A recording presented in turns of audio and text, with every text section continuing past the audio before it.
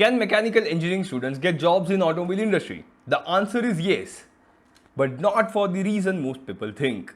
In fact, many engineers working in automobile companies are from mechanical background, and the primary reason being very few universities in India offer a course in automobile engineering. And that's because many subjects are common in the curriculum of automobile engineering and mechanical engineering. But here's the catch. Not every mechanical engineering student gets hired by automobile companies. Because companies don't hire you just because you have scored well in these subjects. In fact, they hire you because you can apply those fundamentals to solve automotive problems. And that's the gap most students never realize. So in this video, I will give you the roadmap that can help you bridge that gap and prepare yourself to pursue a career in the automobile industry. Now, before we talk about softwares, projects or placements, we must talk about the fundamentals. Because every automotive system is built on mechanical engineering principles. I mean, do you want to design an engine cooling system? Then you need heat transfer and fluid mechanics. You want to design gears and shaft? Then look into machine design and strength of materials. So never think these subjects are useless. They are the basis of automotive systems. But here's where many students get stuck. Knowing heat transfer, fluid mechanics or machine design doesn't automatically teach you how engine cooling system or gearbox or differential is designed. And that's because universities focus on building engineering principles, while automobile industry focuses on the application of those principles. And this is why your next step should be learning automotive systems. Learn how engines, transmission, braking, suspension, steering and other automotive systems work. Now you will definitely get to learn them in the subject of automobile engineering, which is usually taught as an elective subject in the final year of mechanical engineering. But that subject only covers the surface of automotive systems. Trust me, I know it because I used to teach it to the final year students of mechanical engineering. You see, automobile engineering isn't just a single subject.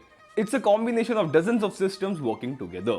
So instead of waiting till the final year to study about automotive systems, you can start early on. And yeah, you will need to learn about them yourself by looking into advancements in automotive systems through research papers, patents, articles and theses. Now I know it will be quite confusing to even figure out where to start from. And that's exactly why I created this in a nutshell series that will help you to learn about automotive systems and their advancements quickly. Now here's a mistake I see almost every student make. They try to learn everything all at once. Instead, start with one and progress to another. Then see which individual system draws your attention. Choose a domain that you are genuinely interested in. You might be fascinated by engines or chassis engineering or manufacturing and production. Once you pick your domain, everything else becomes easier. Let's say you choose chassis engineering. Now you can focus on steering, braking, suspension or powertrain. And that's exactly how companies are organized. Now if your goal is to design any of these systems, then vehicle dynamics is the most important subject that you need to learn. Because it helps you to understand how forces and loads are transferred through the vehicles when it is driven in different conditions. Once you become good at vehicle dynamics, then you can use those concepts to design the automotive system of your choice. The design process will start with some calculations on paper, but soon you will need to use some softwares. So learn CAD software. Learn any CAD software because when you become really good at using just one software, then those skills are easily transferable to any other CAD software that your industry is using. Then learn CAE because CAE software will validate your design before you make it into a reality. You see, CAD gives you the scale of what you have designed, while CAE tells you if your design will survive or not.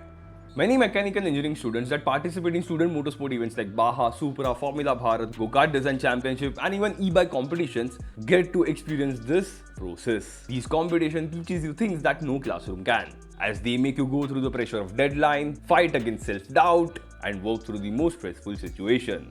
I have interacted with many students participating in Baja, Supra and Formula Bharat teams over the years. And these students go through those same steps that I have shared with you so far in this video.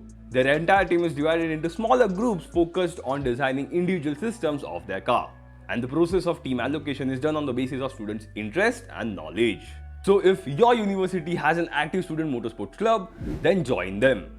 But if the club is not active in your university, then don't worry. Just make the system yourself. Take it as a personal project and make it from scratch. Go through the steps that I have shared with you guys in this video and try to design the system, at least in the CAD environment. But don't wait till your final year to work on such projects. At least try to do this one simple exercise. Whenever a new car or bike is launched, don't just admire it. Ask yourself why the engineers designed it in that particular way. Try to think about the reason behind the design of the frame, or the position of the shock absorbers, or the selection of the gearbox ratios. Use your knowledge to figure out how the vehicle might behave, or choose a part of that vehicle, find out all intricate details, and figure out how you would design it if you were to 3D print it or make it using CNC machining. Because we are going to become engineers. We don't get fascinated by any new product in the market. We question every engineering decision behind it. And then do this that many students miss out on. They build amazing projects, but they never document them. They will definitely take the photos of the CAD model and the CAE results, but only to talk about them in the final year project presentation. They will never talk about the calculations, the engineering decisions, and the reason behind the material selection while making the system.